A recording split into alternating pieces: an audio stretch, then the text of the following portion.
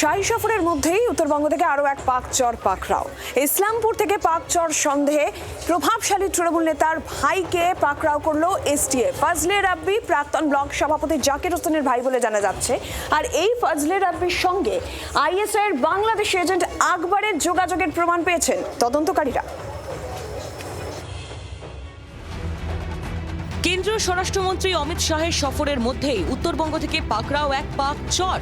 উত্তর দিনাজপুরের ইসলামপুর থেকে পাকচর সন্দেহে তৃণমূল নেতার ভাইকে গ্রেফতার করল রাজ্য পুলিশের স্পেশাল টাস্ক ফোর্স।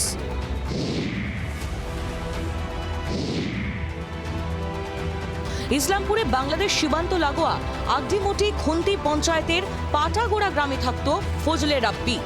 বৃহস্পতিবার দুপুরে স্থানীয় পুলিশের সাহায্য নিয়ে তাকে আটক করে এসটিএফ। দীর্ঘ জিজ্ঞাসাবাদের পর বৃহস্পতিবার রাতেই তাকে গ্রেফতার করা হয়। দেশবিরোধী গতিবিধির যে ক্রিয়াকলাপ পশ্চিমবাংলায় কেন্দ্র করে বহু বছর চলেছে, এখনও চলছে। আমরা সেটাকে সমাধানের চেষ্টা করছি। অন্যান্য রাজ্যে শেষের দিকে চলে এসছে, কিন্তু এই যে বিরোধীরা যে ধরনের আন্দোলন করে এদের মনোবল বাড়াবার চেষ্টা করছেন। কিন্তু আমাদের সরকার, রাজ্য সরকার, কেন্দ্র সরকার দুটোই এই ধরনের বিদেশি এজেন্টদের এখানে যে বাড়বাড়ান্ত, এটা কিছুতেই সহ্য করবে না। ধৃত ফজলে রাব্বি ইসলামপুরের প্রাক্তন ব্লক সভাপতি জাকির হোসেনের ভাই। তৃণমূল জমানায় বিধায়ক কানাইয়ালাল আগরওয়ালের ঘনিষ্ঠ ছিলেন জাকির হোসেন।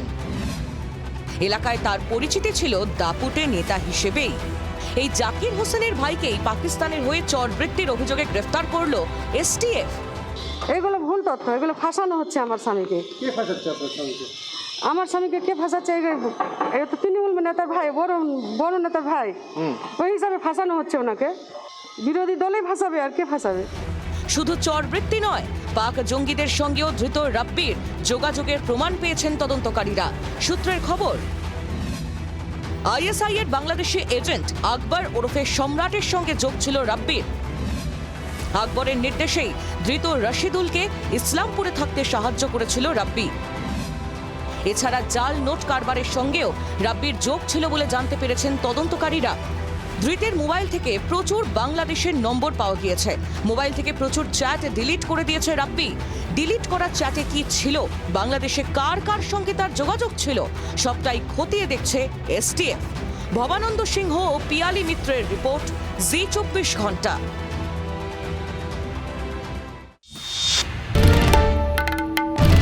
বাংলার আওয়াজ, বাঙালির আবেগ, জি24 ঘন্টা।